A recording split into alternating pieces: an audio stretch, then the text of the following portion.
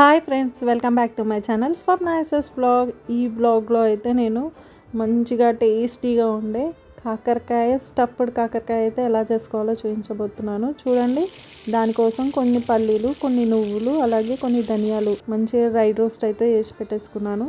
చూడండి, కాకరకాయని ఉప్పులో పెట్టేసుకున్నాను. సైడ్ కట్ చేసుకొని ఆయిల్లో ఫ్రై అయితే చేసుకుంటున్నాను. చూడండి, ఇక్కడైతే మిక్సీ జార్లో ముందుగా ఫ్రై చేసుకున్న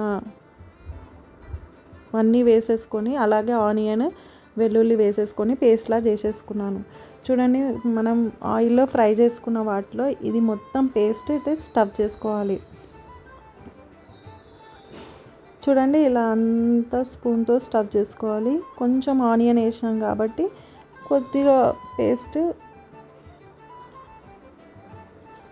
అయిపోయింది.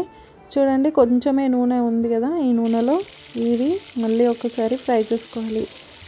ఈ స్టఫ్డ్ కాకరకాయ అయితే చాలా అంటే చాలా బాగుంటుంది. పప్పులో నంచుకుంటే అసలు చేదు కూడా ఉండదు. కొంతమంది లోపల గుజ్జు కూడా తీసేస్తారు. గుజ్జు తీయొద్దండి. అట్లా సీడ్స్తో ఉంటేనే చాలా అంటే చాలా టేస్టీగా ఉంటుంది. ఈ వీడియో నచ్చినట్లయితే like, share, subscribe my channel Swapna SS vlog. Please like, share.